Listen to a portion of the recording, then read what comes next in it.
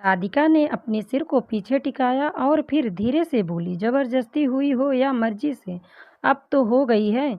एक जहन्नुम से निकलकर दूसरे जहन्नुम में आ गई हूँ। राज अपने कमरे में आंखों को बंद किए बैठा था। उसने अपने सर को सोफे पर पीछे टिकाया हुआ था। वह काम पर फोकस करने की कोशिश कर रहा था, लेकिन बार बार उसके दिमाग में राधिका के वह शब्द गूंज रहे थे जो उसे अंदर तक जला रहे थे। राधिका की आवाज़ में से उसे वही अकेलापन और दर्द दिखाई दिया जो उसने भी कभी झेला था। राधिका के ये शब्द कि जबरदस्ती हुई या मर्जी से, अब तो हो गई। राज को यह एहसास करा चुकी थी कि अब वह थक चुकी है सभी से, और अब उसके साथ जो भी होगा, जैसा भी होगा, उसे परवाह नहीं होगी।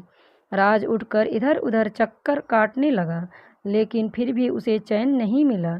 तो वह राधिका के कमरे की ओर बढ़ गया। राधिका का कमरा नीचे था, जबकि उसका कमरा सेकंड फ्लोर पर। जब राज अपने कमरे से बाहर आया तो सोनू उसे राधिका के कमरे में जाता दिखाई दिया। सोनू के चेहरे पर परेशानी झलक रही थी, जिससे एक बार फिर राज को राधिका की तबीयत का ख्याल आया। तो वह जल्दी जल्दी सीढ़ियां उतरकर राधिका के कमरे के बाहर आकर खड़ा हो गया। वह अंदर जाने के लिए कदम बढ़ाने वाला था कि राधिका और सोनू की बातें सुनाई दी। सोनू राधिका से खाना खाने की जिद करते हुए बोला, प्लीज़ दी, थोड़ा सा खा लो। तुम नहीं खाओगी तो मैं भी नहीं खाऊंगा। राधिका ने सोनू की ओर नहीं देखा। वह अब भी टकटकी लगाकर छत को देख रही थी। फिर छत को देखते ही बोली, मैंने ऐसा क्या किया था जो उसने मुझे दादाजी के कमरे से बाहर निकाल दिया। सोनू ने हैरानी से राधिका को देखते हुए कहा, तुम अभी तक इसी पर अटकी हुई हो? उसके बाद जो हुआ उसके बारे में सोचो। तुम मरती मरती बची हो। अब उठो और खाना खाओ। राधिका ने खाने में कोई दिलचस्पी नहीं दिखाई, बल्कि उसने सोनू की बात का जवाब देते हुए कहा, कभी कभी जिंदगी हमें उनसे मिलाती है जिनसे मिलने की हम सपने में भी नहीं सोच सकते। तुमने कभी सोचा था कि किसी व्यक्ति से तुम एक बार देखो और फिर पता चले कि वह अब नहीं रहा, और फिर तुम अपनी ज़िंदगी में वह सब झेलो जो एक इंसान सोच भी नहीं सकता, और फिर एक बार फिर उसी इंसान को देखो तो कैसा लगेगा तुम्हें? सोनू प्रश्न सूचक नजरों से राधिका को देखने लगा, लेकिन राधिका को छत में न जाने क्या दिखाई दे रहा था जो वहां से नजरें जा ही नहीं रही थी। तो उसने खाना रखा और वहां से चल गया। बाहर उसे राज खड़ा दिखाई दिया। सोनू घबरा गया और डरते हुए बोला, सॉरी सर, मैं राज ने सोनू के कंधे पर हाथ रखा और पलक झपकाकर उसे वहां से जाने का इशारा किया। जब राज राधिका के कमरे में आ गया तब राधिका ने आंखों को बंद कर लिया। उसकी आंखों के किनारों से आंसू बह रहे थे। राज लगभग 1 मिनट तक उसे ऐसे ही देखता रहा, फिर वहां से चला गया और गाड़ी लेकर निकल गया। इधर राधिका को पता भी नहीं चला कि राज उसे देखकर चला गया है। राधिका ने खुद को उठाया और बाथरूम में आ गई। उसने हल्का गर्म पानी का शावर चालू किया और उसके नीचे खड़ी रही। यह गर्म पानी उसे सुकून दे रहा था, मानो उसका सारा दर्द थकान उसे पानी के साथ साथ उतर कर बह जा रहा है। उसने कपड़े चेंज किए और थोड़ा सा खाना खाया। साथ में सोनू ने जो दवाई उसके लिए लेकर आया था वह भी उसने पानी के एक घूंट के साथ निगल गई। अब राधिका ने वहां से लाई एक किताब को उठाया और पढ़ने का निर्णय लिया था, जिससे उसे अपने आप को हिम्मत मिले। अब वह उस निर्णय पर अडिग रहने के लिए खुद को तैयार कर रही थी। इसीलिए सबसे पहले उसे अपने आप को ठीक करना था। तो उसने खाना खाया और बिना कड़वी दवा की परवाह किए उसे निगल गई। अब वह किताब लेकर उसे पढ़ने लगी। गोली खाने की वजह से उसे वहीं बैठे बैठे नींद आ गई। रात के लगभग 9 बजे थे। अभी राज अभी भी कार ड्राइव कर रहा था। उसके दिमाग में राधिका घर कर गई थी। आज से पहले उसकी ज़िंदगी में बहुत सी लड़कियां आई थी, लेकिन राज कभी किसी के लिए इतना परेशान नहीं था जितना आज वह बेचैन हो रहा था। उसने राधिका से सिर्फ एक बच्चे के लिए शादी की थी और बदले में उसे पैसे भी दिए जो उसे बाद में वसूल हो जाता। लेकिन उसने यह नहीं सोचा था कि कोई लड़की उसके साथ रहने के बाद भी इतनी परेशान रह सकती है। उसकी ज़िंदगी में आई हर एक लड़की उसके साथ ज़िंदगी बिताना चाहती थी, लेकिन उन सब में उसे सिर्फ पैसे और रुतबे की भूख नज़र आती थी। इसीलिए राज ने एक ऐसी लड़की को चुना था जो पैसे लेकर उसका बच्चा पैदा कर सके और फिर उसकी ज़िंदगी से दूर हो जाए। दूसरी ओर उसे लगता था कि वह एक लड़की के साथ ज़िंदगी भर नहीं रह सकता। आज तक तो हर महीने उसकी ज़िंदगी में एक नई लड़की होती थी। वह बात अलग है कि वह बाहर की दुनिया में सिंगल ही रहता था खुद को, लेकिन उसकी पर्सनल लाइफ में हर महीने या हर साल एक नई लड़की होती थी। लड़कियां अपनी मर्जी से उसकी ज़िंदगी में शामिल होती और अपनी मर्जी से चली जाती थी, क्योंकि वह न तो उन्हें टाइम दे पाता था और न ही लड़कियां उसके गुस्से और आवारापन को झेल सकती थीं। राज ने भी एक वक्त पर चाहा था कि कोई ऐसा हो जो सिर्फ उसका हो, ना पैसा ना दौलत की भूख हो, और वह उसके गुस्से उसके आवारापन को अपने साथ। लेकिन जब वह जिंदगी में आगे बढ़ने लगा तो रोज रोज कोई ना कोई अनुभव मिलता रहा। हजारों लाखों लोगों से हम मिलते हैं, पर उनमें से कोई ना कोई होता है जो हमारी इच्छा के जैसा होता है, और वह एक इंसान होना बहुत मुश्किल होता है। लेकिन जब वह मिल जाता है तो हम वहाँ यहाँ तो उसकी कदर नहीं करते, फिर हम हालातों से समझौता कर लेते हैं और करके जीना सीख जाते हैं। राज हालातों से समझौता करके जीना सीख लिया था, इसीलिए अब उसे कोई फर्क नहीं पड़ता था कि उसकी ज़िंदगी में कोई है या नहीं। लेकिन आज उसे राधिका में वह मासूमियत दिखाई दे रही थी जो वह चाहता था। इसीलिए अब वह राधिका का वह सच पता करने जा रहा था जो उससे छिपाया गया है। उसने राधिका की आंखों में सच्चाई तो देखी, लेकिन इस फरेब से भरी दुनिया भी उसने देखी है। चेहरे पर चेहरा लगाए लोग भी उसने देखे हैं। इसीलिए वह राधिका के घर जाकर सब सच जानने के लिए जा रहा था, और वह घर जहाँ से राधिका विदा होकर आई थी, राज को उसका यही घर पता था, इसीलिए वह वहीं जा रहा था। राज को वहाँ पहुँचते पहुँचते आधा घंटा लग गया। उसने डोरबेल बजाई। कुछ देर बाद एक राधिका की उम्र की लड़की ने दरवाज़ा खोला। लड़की ने जैसे ही राज को देखा, वह चिल्लाती हुई बोली, "ओह माय गॉड, राज मल्होत्रा, आप यहाँ? कहीं मैं सपना तो नहीं देख रही हूँ ना?" राज ने लड़की को ऊपर से नीचे तक देखा। लड़की ने शॉर्ट्स पहने थे तो राज थोड़ा रुक कर बोला, "क्या विश्वास शर्मा घर पर हैं या नहीं?" लड़की, जिसका नाम रीना था, उसने मुंह बनाया और बोली, "ओह, पहले मुझसे तो मिल लो। वैसे वह तुम्हारा नाम मात्र की वाइफ नहीं आई? मुझे लगा वह भी आई होगी।" राज ने कुछ नहीं कहा, लेकिन रीना की बातों से वह समझ गया कि रीना से कुछ छिपा नहीं है। वह राधिका और उसकी शादी का राज जानती है।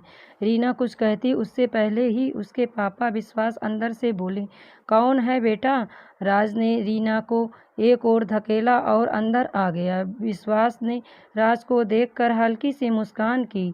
राज ने विश्वास के ठीक सामने जाकर बोला, "कैसे हो मिस्टर विश्वास शर्मा?" विश्वास ने बनाई हुई हंसी हंसकर कहा, "ठीक हूँ सर, आप कैसे हैं?"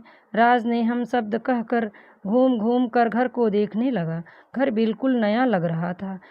सभी चीजें एक से बढ़कर एक थी। राज ने सब कुछ देखकर कहा, "तुम्हारी सैलरी कितनी है?" विश्वास अटकते हुए बोला, "सर, वह 1 लाख।" राज, तुम्हें नहीं लगता कि सैलरी के हिसाब से ज़्यादा सुविधाएं हैं तुम्हारे घर में? सारे ऐशो आराम है?" विश्वास खिसियानी हंसी हंस कर कहा, "सब आपकी मेहरबानी है सर, आप ही तो।"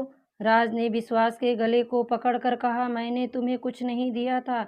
मैंने उस लड़की को दिया था जो मेरे साथ शादी करने वाली थी।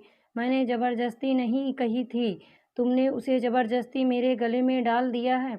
रीना ने जब यह देखा तो उसने राज से अपने पापा को छुड़ाकर कहा, "क्यों? तुमने मेरे पापा के साथ बदतमीजी की?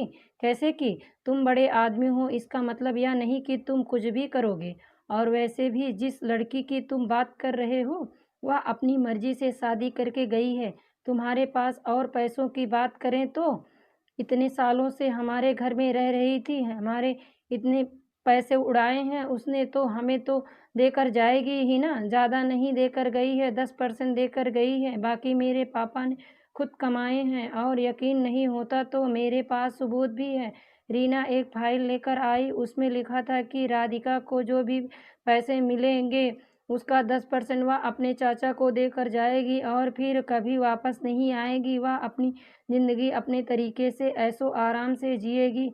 वह जहाँ-जहाँ जाना चाहती है वहाँ-वहाँ जाएगी और वह वह सब करेगी जो वह करना चाहती है। बस एक बच्चा ही तो पैदा करना है तो वह कर देगी और फिर अपनी आज़ाद ज़िंदगी जिएगी। उसके साथ ही राधिका ने सिग्नेचर भी किए थे और साथ ही डेट भी लिखी थी, जो उस दिन की थी जिस दिन विश्वास ने राज से बात की थी। राज ने जब यह सब पढ़ा तो उसने फाइल को कस कर पकड़ लिया। तभी रीना फिर से बोली, यकीन नहीं हो रहा था, वीडियो प्रूफ दिखाऊं? राज ने रीना को घूर कर देखा तो रीना ने भी उसे घूरा, जो राज को बर्दाश्त नहीं हुआ और वह फाइल लेकर वहां से बाहर आ गई। उसने फाइल को पीछे की सीट पर फेंक दिया और कार ड्राइव करने लगा। इधर अगले दिन राधिका उठी और फ्रेश होकर बाहर आई। तब तक सोनू उसके लिए नाश्ता रख कर चला गया था। राधिका ने नाश्ता किया और अपनी दवा लिया। फिर उसे पता था कि सोनू उससे नाराज़ है, इसलिए उसे मनाने के लिए किचन में आ गई। सोनू दादाजी के लिए नाश्ता बना रहा था और एक और लड़का उसकी हेल्प कर रहा था। राधिका ने दोनों को गुड मॉर्निंग विश किया और अपने नाश्ते की प्लेट को सिंक में डाल रख दिया। दोनों की ओर बढ़ गई। सोनू ने राधिका को नहीं देखा और न ही विश किया, जबकि दूसरे लड़के ने मुस्कुराते हुए विश किया तो राधिका ने मजाक में कहा, हमारे छोटे भाई हमसे नाराज़ हैं तो आज हम उनके लिए नाश्ता बनाएंगे। तभी सोनू पटाख से बोल पड़ा, नहीं नहीं, तुम बीमार हो, आराम करो। लेकिन राधिका नहीं मानी। उसने नाश्ता बनाना शुरू किया। सोनू ने उसे बहुत मना किया लेकिन वह नहीं मानी। तो सोनू दादाजी को नाश्ता खिलाकर वापस आ गया और राधिका को बोला कि आपको तो बहुत अच्छा नाश्ता बनाना आता है। दूसरे लड़के ने भी राधिका के हाथ का नाश्ता किया तो उसने भी राधिका की तारीफ की। राधिका अब नाराज़ नहीं थी, इसीलिए वह अपने कमरे में आकर अपनी बुक लेकर पढ़ने लगी। राज अभी तक घर नहीं आए थे। अब जो आएंगे तो साथ में राधिका के लिए तूफान आएगा। आज सुबह से राधिका ने ठान लिया था कि अब वह घर के सब कामों में अपनी भागीदारी सुनिश्चित करेगी। इसके लिए राज चाहे उसके साथ कुछ भी करे, वह पीछे नहीं हटेगी और दादाजी की देखभाल भी करेगी, चाहे राज उसे धक्का देकर कमरे से बाहर कर दे। वो वह वहाँ जाएगी। जब राधिका नहाकर और कपड़े पहनकर बाहर आई और किचन की ओर बढ़ गई। किचन में सोनू ही काम कर रहा था, बाकी सब नौकर और कामों में लगे थे। राधिका भी उसके पास आकर बोली, लाओ मैं हेल्प करती हूँ।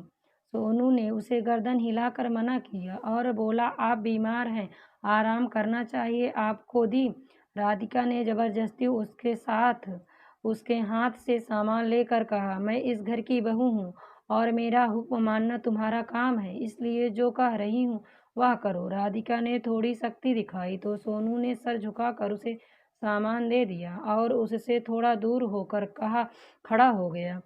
राधिका ने नाश्ता बनाते हुए कहा, तुम जाकर दादाजी को देखो, उठ गए हैं क्या? तब तक मैं नाश्ता लेकर आती हूँ। सोनू ने हैरानी से राधिका को देखकर कहा, लेकिन राज सर ने तो आपको मना किया है। राधिका ने फिर से सख्त लहजे में कहा, मैंने कहा ना, जाकर देखो, मैं आती हूँ अभी। सोनू चुपचाप वहाँ से निकलकर दादाजी के कमरे की ओर बढ़ गया। रास्ते में उसे राज का कमरा दिखा तो अभी तक खाली था। राज सर रात से ही घर नहीं आए थे। सोनू जानता था कि ऐसा तभी होता है जब राज सर बहुत ज़्यादा गुस्से में होते थे, तो वह रात में घर के बाहर जाकर सड़कों पर गाड़ी घुमाया करते हैं और आज भी शायद ऐसा ही हो रहा था। राज का गुस्सा कितना खतरनाक है यह अभी तक सिर्फ सोनू ने देखा था, इसीलिए वह सब समझता था। लेकिन सोनू यह नहीं जानता था कि राज गुस्सा किस वजह से है। अगर उसके गुस्से की वजह राधिका है तो यह राधिका के लिए बहुत दर्दनाक होने वाला था। सोनू सोचते सोचते दादाजी के कमरे में आ गया। दादाजी आंखों को खोलकर उसे ही देख रहे थे। राधिका ने नाश्ता तैयार किया और प्लेट में लगा कर ले जाने लगी। तभी एक लड़का आया और बोला, मैम आप बीमार हैं, आपको अपने कमरे में रहना चाहिए था। अगर राज सर को पता चला तो हमारी सैलरी काट लेंगे। आपकी वजह से दादाजी को कुछ भी हो सकता है। राधिका ने सख्त लहजे में कहा। अच्छा, और तुम कौन होते हो मुझे रोकने वाले? तुम्हारा काम है घर की साफ सफाई करना और तुम्हारी सैलरी तुम्हें टाइम पर मिल जाएगी। दादाजी के लिए परेशान होने की ज़रूरत नहीं है तुम्हें, समझे? और आगे से ध्यान रखना कि मुझे किसी भी काम के लिए टोका टाकी मत करना। नौकर राधिका को इस तरह बोलता देख चुप हो गया और फिर सर झुकाकर चला गया। राधिका ने एक नज़र उसे देखा और सिर हिलाकर आगे जाते हुए बोली, सबको सर पर चढ़कर नाचने का शौक है, यहाँ मालिक तो मालिक, नौकर भी। राधिका अब दादाजी के कमरे में आ गई और नाश्ता लेकर टेबल पर रख कर बोली, सोनू तुम जाओ सर के नाश्ते का इंतजाम करो, दादाजी को मैं नाश्ता करवा दूंगी। सोनू ने धीरे से कहा, लेकिन सर तो रात से घर ही नहीं आए हैं, लगता है वह किसी वजह से गुस्से में है, इसीलिए घर से बाहर है। राधिका को थोड़ा अजीब लगा, लेकिन उसने आगे कुछ नहीं कहा और दादाजी को नाश्ता करने के लिए उसे तैयार करने लगी। सोनू जा चुका था और राधिका ने दादाजी को नाश्ता करवा दिया। फिर वह उसके हाथ को अपने हाथ में लेकर बोली, आपको पता है मुझे लगा था कि अब मेरा इस दुनिया में कोई नहीं है बचा है, लेकिन आपको देखकर मेरी जो जीने की इच्छा शक्ति बढ़ गई है। एक वक्त था जब मेरे पास कोई मरने के अलावा कोई रास्ता नहीं बचा था, तब भी मैंने मरने का रास्ता नहीं चुना था, पर अब मुझे जीने की उम्मीद मिल गई है। दादाजी मुझे आपको ठीक करना है, इसके लिए चाहे मुझे उस जंगली मानव से लड़ना या उसकी मार ही क्यों न सहन करनी पड़े, लेकिन आपको ठीक करके रहूँगी। आपको मैं याद नहीं होंगी, लेकिन आप मुझे अच्छे से याद हो। पहली बार में ही पहचान लिया था मैंने आपको, लेकिन उस जंगली मानुस ने मुझे बाहर निकाल दिया, पर अब नहीं। राधिका दादाजी से बिना किसी जवाब की उम्मीद किए बात कर रही थी। तभी दरवाजे से आवाज़ सुनाई दी, तुम्हें मना किया था ना यहाँ आने के लिए। यह राज की आवाज़ थी। इतना तो राधिका समझ गई थी, लेकिन अब वह क्या करे, उसे समझ नहीं आया, इसीलिए वह वहाँ शांति से बैठी रही। जब राधिका ने कुछ नहीं कहा तो राज उसकी ओर बढ़ गया।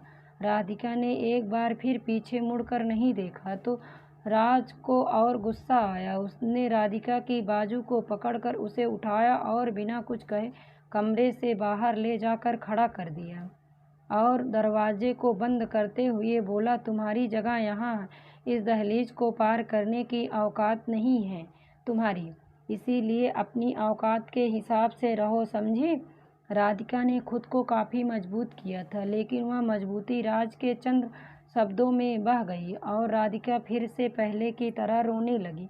उसकी आंखों से आंसू बहने लगे थे। तो राज ने आगे बोला, जिस काम के लिए यहाँ आई हो उस पर फोकस करो। मेरे दादाजी की देखभाल करने का काम तुम्हारा नहीं है। राधिका ने मन ही मन कहा, यह तुम्हारे ही नहीं मेरे दादाजी भी हैं जंगली मानुस।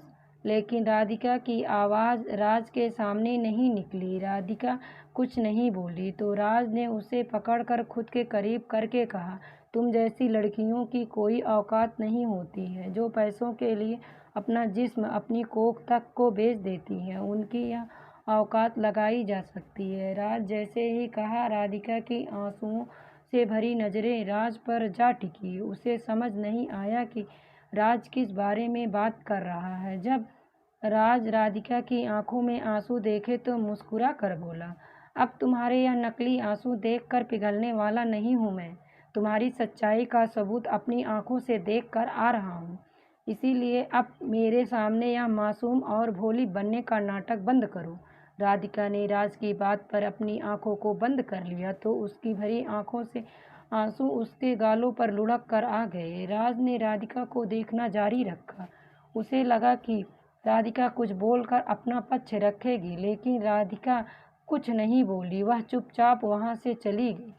राज राधिका को देख ही रहा था, लेकिन तभी उसे फाइल में राधिका के लिए सिग्नेचर याद आए तो उसने खुद से कहा, बहुत चालाक लड़की है यह, किसी को भी अपना मासूम सा चेहरा दिखाकर बर्बाद कर सकती है। मुझे जल्दी से जल्दी इससे काम करवा कर घर से बाहर करना होगा।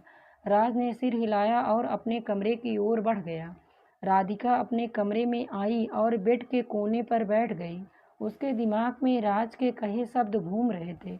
वह जानती थी कि वह खुद को चाहे कितना भी मजबूत कर ले, लेकिन किसी न किसी के शब्द उसको रुला ही देते हैं। हर बार वह अपने आप को स्ट्रॉन्ग करती थी और फिर किसी के शब्द उसे रोने पर मजबूर कर देते हैं। अपने घर पर भी वह हमेशा खुद को दूसरों के सामने स्ट्रॉन्ग दिखाने के लिए रोज फैसला करती थी, लेकिन वह हर बार कमज़ोर पड़ जाया करती थी। राधिका अब नहीं रो रही थी, बल्कि वह शांत बैठी सोच रही थी कि वह ऐसा क्या करे जिससे वह राज के सामने अपनी बात रख सके। काफ़ी देर तक सोचने के बाद उसे कुछ समझ नहीं आया तो वह बालकनी में आकर खड़ी हो गई। कुछ देर बाद उसे किसी की हलचल महसूस हुई तो उसने पीछे मुड़कर देखा। राज कुछ नौकरों के साथ तो वहाँ खड़ा था। नौकरों के हाथ में कुछ फाइलें और लैपटॉप था। राज उन्हें वहाँ ठीक से लगाने के लिए कह रहा था। राधिका राज को देखकर थोड़ी गुस्से में आ गई, लेकिन जब उसे फाइल दिखे तो उसके दिमाग में हलचल होने लगी। वह समझ चुकी थी कि राज अब उसके साथ यहीं रहने वाला है। राज राधिका को एक नज़र देखकर सोनू से बात करने लगा, जो अभी कुछ फाइल लेकर आया था। राधिका ने भी अपनी गर्दन घुमा ली। कुछ ही देर में राज ने अपना सारा सामान राधिका के कमरे में सेट करवा दिया।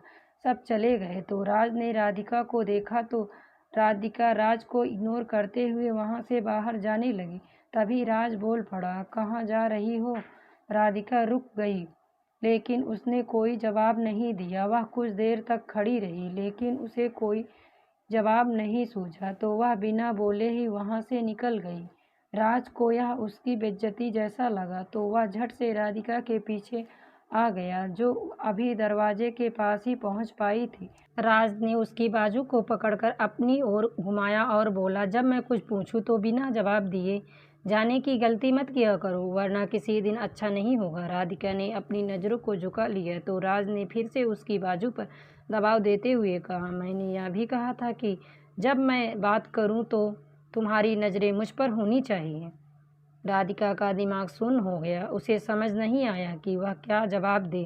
कहाँ जा रही थी? वह कैसे बताए कि राज के आने से वह कमरे से बाहर जाना चाहती थी, लेकिन अगर वह बोलेगी भी तो राज गलत ही समझेगा, इसीलिए वह अभी चुप ही रही। राज ने उसे दीवार के पास लगा दिया और खुद उसके करीब आकर बोला, मैं आज से इसी कमरे में रहूँगा। मैं चाहता हूँ हम दोनों करीब हो जाएं, ताकि जिस काम के लिए तुम यहाँ आई हो जल्दी से पूरा करो, फिर तुम अपने रास्ते और मैं अपने रास्ते। राधिका ने अब अपनी नज़रों को राज पर टिका दिया और उसकी बातों को ध्यान से सुनने लगी।